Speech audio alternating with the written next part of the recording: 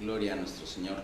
Y es una bendición muy especial la que tenemos nosotros, los cristianos, los hijos de Dios, las personas que buscamos día tras día las cosas del Señor.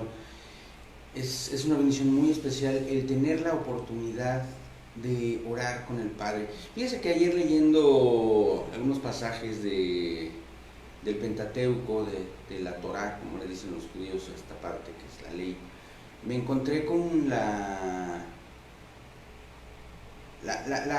continuidad en varias personas a lo largo de la historia platicada de Israel, pero que seguramente se debe haber multiplicado por miles, por decenas de miles o por millones de hombres y mujeres con anhelos, con deseos, con una necesidad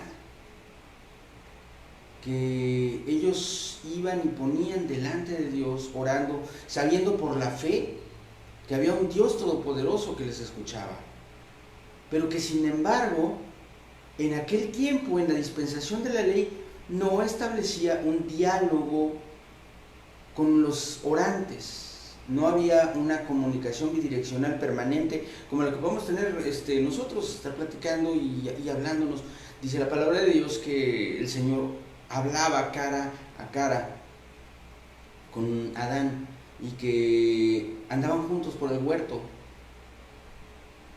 y que tenían una comunicación permanente.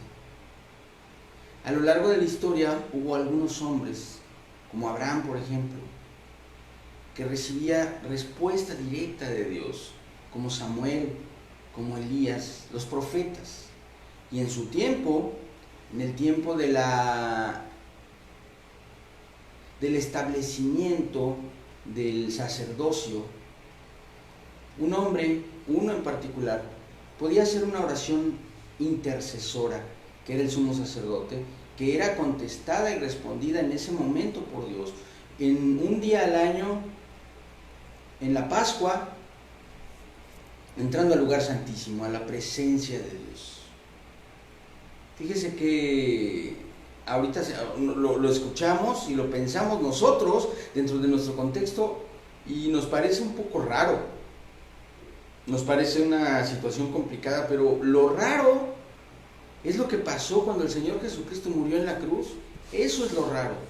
Me refiero a raro porque en el transcurso de la historia de la humanidad, este lapso en el cual cada uno de nosotros, usted y yo, podemos entrar directamente a la presencia del Señor, es una excepción, porque estamos en una dispensación cuya descripción es específicamente la palabra gracia, y la gracia es un estado excepcional, un estado de excepción que no es permanente y que no tiene una duración establecida, en este caso, fija, y que puede terminar en cualquier momento.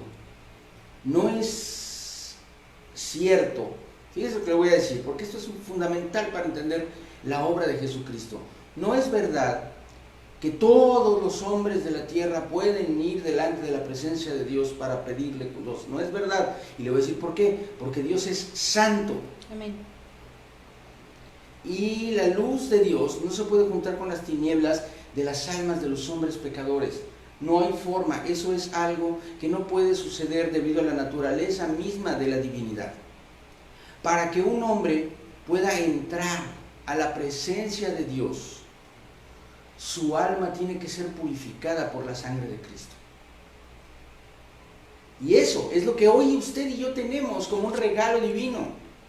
La sangre del Cordero derramada en la cruz para que tengamos acceso a la presencia divina, para que podamos ser salvos, para ser adoptados por el Señor, para que el Espíritu Santo venga a morar con nosotros, etcétera, etcétera. Todos aquellos beneficios y bendiciones y maravillas que tenemos por causa de la bendición de Dios en la entrega de su Hijo Jesucristo para nuestra salvación. Todo eso tiene como base principal el hecho de que hemos sido lavados con la sangre del Cordero. Así es. Que ha sido quitado nuestro pecado, que ha sido transferido de nosotros a la persona de Jesús en la cruz, y por eso hoy tenemos entrada a la presencia divina. Y se nos hace tan fácil, y se nos hace tan simple, porque así es como Dios lo dispuso para nosotros, fácil y simple. ¡Qué maravilla! ¡Qué amor tan grande! Fácil, porque nosotros no hacemos ningún esfuerzo para que esto suceda. Es fácil para nosotros. Todo el esfuerzo y todo el precio impresionantemente elevado de ese privilegio lo pagó Jesucristo. Y simple, porque solamente basta con alzar nuestros ojos y decirle: Dios, aquí estoy. Y el Señor viene y el Señor hace con nosotros conforme a sus infinitas misericordias. Eso es algo que forma parte de la gracia. Y la gracia de Dios es algo que nosotros recibimos de parte del Señor de manera inmerecida, de manera totalmente ajena a nuestros esfuerzos o ajena a nuestras posiciones, e incluso en ocasiones mucho más allá de lo que nosotros podemos desear, porque Dios nos sorprende día tras día con cosas mayores de las que nosotros imaginamos. Sin embargo, aunque ya dije yo hace un par de semanas en un manantial que lo importante o el fundamento de la vida como cristianos es la búsqueda de la gracia de Dios, es decir, permanecer dentro de ese marco de bendición que Dios estableció excepcionalmente durante este periodo entre la muerte de Cristo y el rapto de la iglesia. Entre esos dos acontecimientos, mantenernos dentro, eso es lo más importante, eso es lo fundamental, pero no es más que el primer piso. Es grande, por supuesto, pero es solamente el primer nivel de lo que Dios espera que nosotros podamos vivir en su presencia, porque más allá de la gracia, como un paso más, como un escalón más alto que la gracia, está la unción. Porque en el momento en que nosotros somos poseedores de la gracia, somos potencialmente capaces de servir a Dios, de servir a su iglesia y de ser el conducto a través del cual fluya la bendición de Dios, transformando nuestras vidas, saciando nuestro ser y siendo también útiles para la vida y para el corazón y para las necesidades de otros. Porque la unción de Dios nos capacita de manera sobrenatural, milagrosa, para hacer su obra. Y tenemos, los que ya estamos en gracia, dígame si usted está en la gracia de Dios. Amén. Dígame si es salvo, dígame si es sano, dígame si ha sido liberado, dígame si Cristo es su Rey y Señor. Amén. Ahora que usted es un cristiano transformado, restaurado y establecido en esta tierra como embajador del reino de los cielos, ahora tiene usted que ser capacitado para esta obra. Porque muchos cristianos decimos, bueno, es que están los pastores y están los líderes y están los supervisores y están todas las personas que tienen un ministerio, que son los que hacen la labor de Dios y los que representan a la iglesia de Cristo. Y nosotros, los congregantes, venimos felizmente a recibir la bendición de Dios domingo a domingo, en cada transmisión, en cada célula. ¿Y sabe qué? Amén por aquellos que comienzan el camino del Señor y están en esa posición. Qué bueno, gloria a Dios, porque ese es el crecimiento. Cuando somos bebés, somos dependientes completamente de nuestros padres. Cuando somos niños empezamos a dar nuestros primeros pasos, pero todavía tenemos que ser cuidados, alimentados, protegidos, educados, formados. Y sin embargo van pasando los años y eso va cambiando. A pesar de nuestra falta, de nuestra fragilidad y de nuestra falta de perfección, es necesario que empecemos a caminar y que empecemos a soltarnos en las manos de las manos de nuestros padres y empezar a vivir nuestra vida, hasta que llega un momento en que somos independientes y sí, nos equivocamos, la regamos, hacemos y decimos cosas que no deberíamos, pero así es como crecemos, así es como maduramos. Y en la vida cristiana es lo mismo. Los que recién llegaron a los pies de Cristo y los que son jóvenes en la fe, está bien que se mantengan en sujeción, en obediencia y en bendición y cobertura y protección de la iglesia, pero conforme va avanzando nuestra vida, nosotros deberíamos dar un paso más adelante, un paso en la fe que nos permita empezar a servir a nuestro prójimo, porque el que sirve a su prójimo está sirviendo a Dios.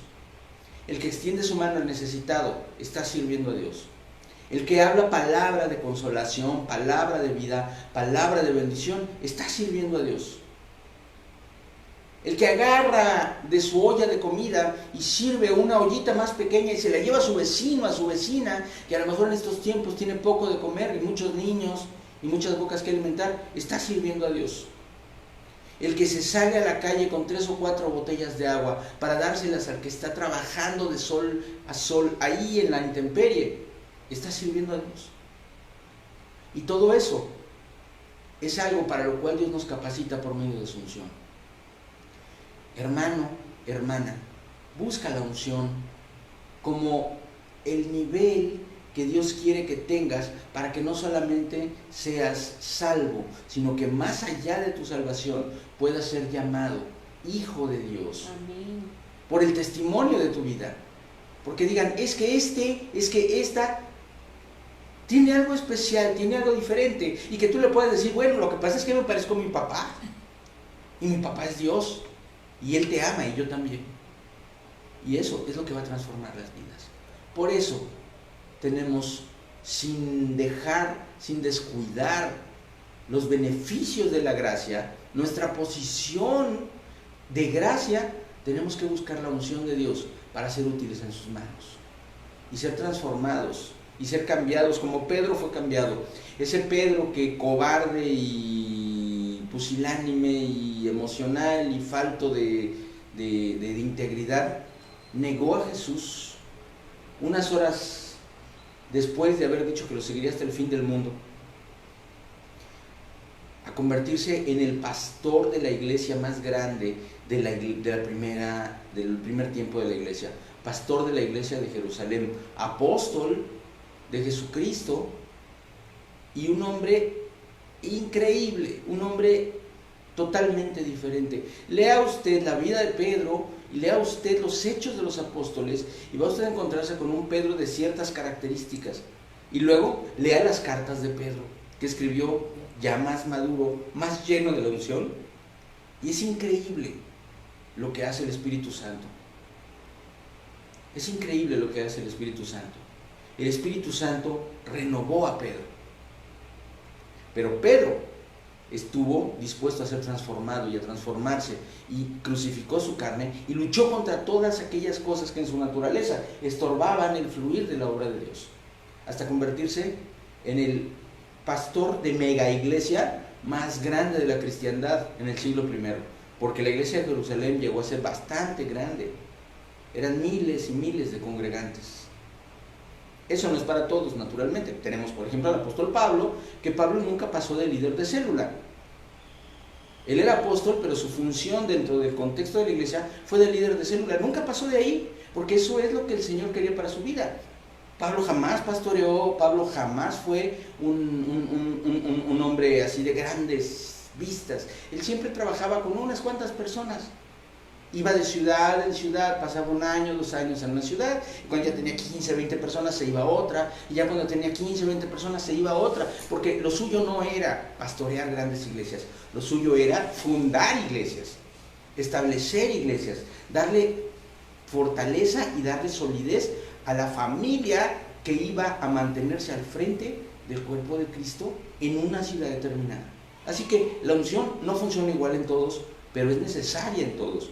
Porque hasta dar un vaso de agua y que esa agua sea bendecida requiere de la unción.